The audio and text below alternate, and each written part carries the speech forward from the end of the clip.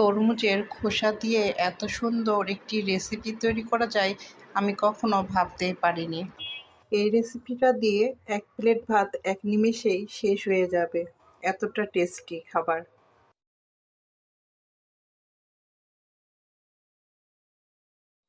আসসালামু আলাইকুম বন্ধুরা, কেমন আছো?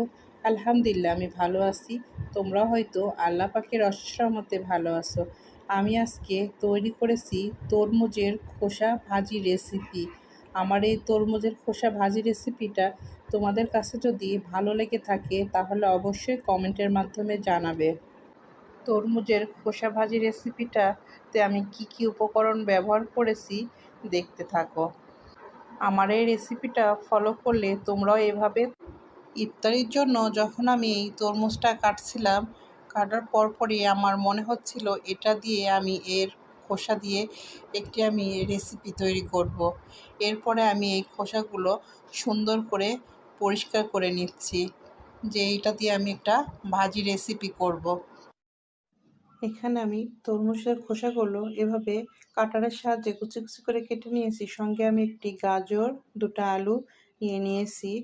এটা অপশনাল, তোমরা চাইলে নাও দিতে পারো, শুধু তরমুজ দিয়েও। এখানে আমি ফ্রাই প্যানটা বসিয়ে দিয়েছি, পর্যাপ্ত পরিমাণে তেল দিয়ে নিয়েছি। এরপরে আমি কিছু পেঁয়াজ কুচি, রসুন কুচি দিয়ে নিচ্ছি। পেঁয়াজ রসুনটা আমি সুন্দর করে তেলের সঙ্গে কিছুক্ষণ সময়ের জন্য ভেজে নিব। ভাজার পরে আমি এরপরে আমি কিছুটা কাঁচামরিচ দিয়ে দিব, 5-6টা দিয়ে আরও কিছুক্ষণ ভেজে নিব পেঁয়াজ রসুন কাঁচামরিচ সহ। এরপরে আমি যেই তরমুজের খোসা, গাজর, আলু কেটে রেখেছিলাম সেটা দিয়ে নিব। পরিমাণ মতো আমি এখানে লবণ দিয়ে নিচ্ছি। এখানে আমি যে আলু, গাজর, তরমুজের খোসা কেটে রেখেছিলাম, মিডিয়াম আঁচে আমি তরমুজের খোসাগুলো ভেজে নিচ্ছি। এরপরে আমি কিছুটা ধনেপাতা কুচি অ্যাড করব।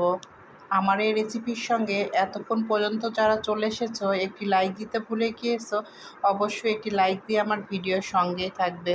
তরমুজের খোসা ভাজি রেসিপিটা এত সুন্দর হয়েছিল, ভাষায় প্রকাশ করা যাবে না। এই তরমুজের খোসা ভাজি রেসিপিটা তোমরা বাসায় তৈরি করে দিলে সবাই এই রান্নার রেসিপির প্রশংসা করবে। কে বুঝতেই পারবে না এটা কি খাচ্ছে। এখানে ভাজি রেসিপিটা আমি মিডিয়াম আঁচে এপাশ ওপাশ করে ব্রাউন কালার করে ভেজে নিব পর্যাপ্ত পরিমাণে সময় নিয়ে। আমার চ্যানেলটি সাবস্ক্রাইব করে আমাকে যারা এতদূর পর্যন্ত এগিয়ে নিয়ে আসছো, এখানে আমার তরমুজের খোসা ভাজি রেসিপিটা কমপ্লিট। আমি এই রেসিপিটা এখন পরিবেশন পাত্রে তুলে তোমাদের মাঝে ফিরে আসছি।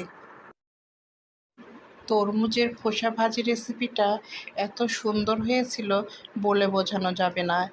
এই ভাজি রেসিপিটা আমাদের কাছে খুবই ভালো লেগেছে, এজন্য আমি তোমাদের মাঝে এই ভাজি রেসিপিটা শেয়ার করলাম। তোমরাও একদিন এভাবে বাসায় ট্রাই করে দেখতে পারো।